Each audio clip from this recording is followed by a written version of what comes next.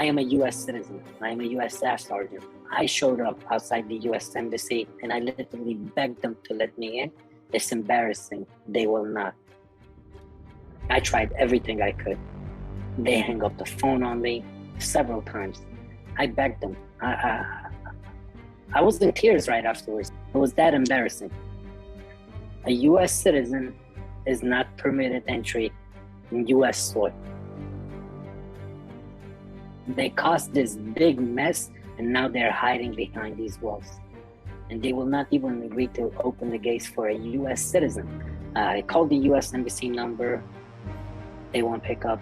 I called the second number online, and I told them I'm a U.S. citizen. I want to come in. They said, what about? I said, about my own family and a few other individuals that I cannot talk about over the phone, but I would like to come in and discuss this matter in person. They hung up the phone. I called again and again, the same thing. Good afternoon. I need to come into the U.S. Embassy. Tell me the reason. I'm sure I just spoke to you earlier. I know, and I called twice after that, after I checked the website, and they just keep transferring me. Please try to understand me. I really need to come in and speak to an American officer in person. You understand the 5 point. Yes, Mrs. Tambor.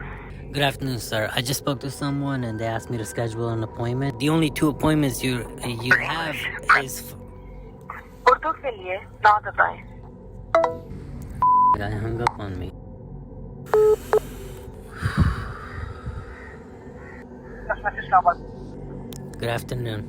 I need to come into the U.S. Embassy and see an American representative of the embassy. I am an American citizen. And are you a U.S. citizen?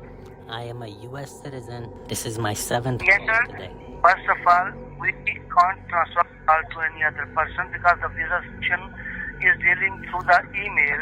So for this purpose, you will need to send an email to PSPS@state.gov and they will deal you. Are you with at the the email U.S. Embassy or right now? Are you at the U.S. Embassy? Will you please pass my for email? English. Urdu ke liye 2 dabaye. They transferred me. I couldn't believe it. I was in shock. I said, I am a U.S. citizen. I am a staff sergeant in the U.S. Army. I want to come in. Are you going to permit me entry or no? They hung up the phone on me again. I gave up. They kept hanging up. No matter what I say, they kept hanging up. I left the area. I got back in the car. When I was far away from that area, I started tearing up. I couldn't believe it. It felt like somebody was stabbing me in my back. But I wanted to go to the U.S. Embassy, like I said, first to get my own family out, get some sort of assurances from them, get information, apply for humanitarian parolees, ask them for assistance with the Pakistani foreign ministries. At the border right now, there are U.S. green card holders. There's an American citizen that I've seen.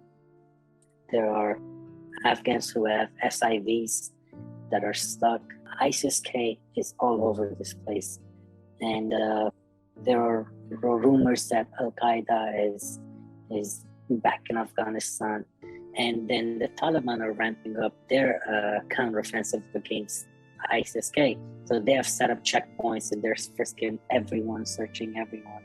So these Afghan allies that we have, U.S. citizens, green card holders, they have to get past all these checkpoints and then not only hide from the Taliban, but also ISIS-K and then Al-Qaeda. And ISIS is targeting directly U.S. citizens, green card holders, anyone with an Afghan passport wanting to get out.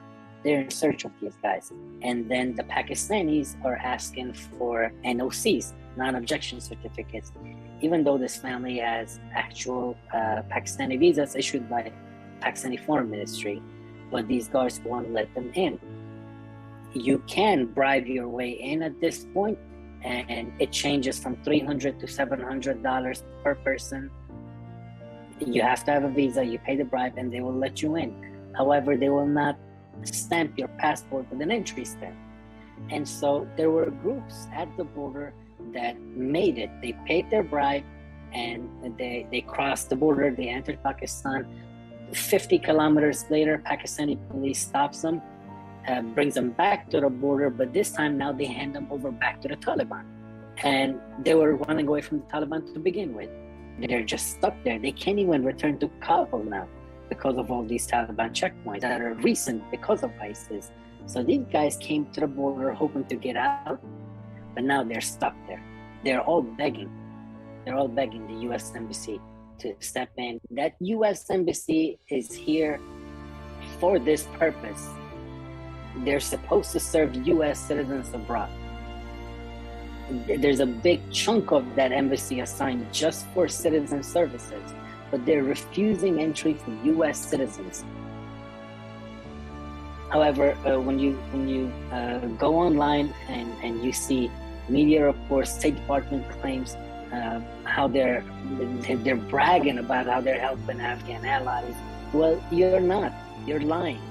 You're not even permitting entry to U.S. citizens. We completed one of the biggest airlifts in history, with more than 120,000 people evacuated to safety.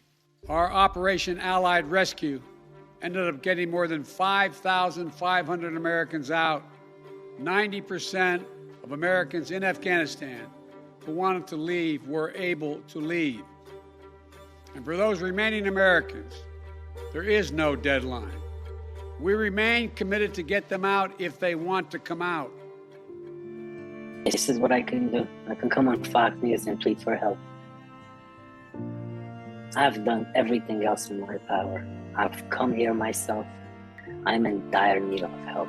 If there's anyone out there that can help me, help my family, help all these other individuals, U.S. citizens, U.S. green card holders, our Afghan allies, please help us. We're in dire need of help.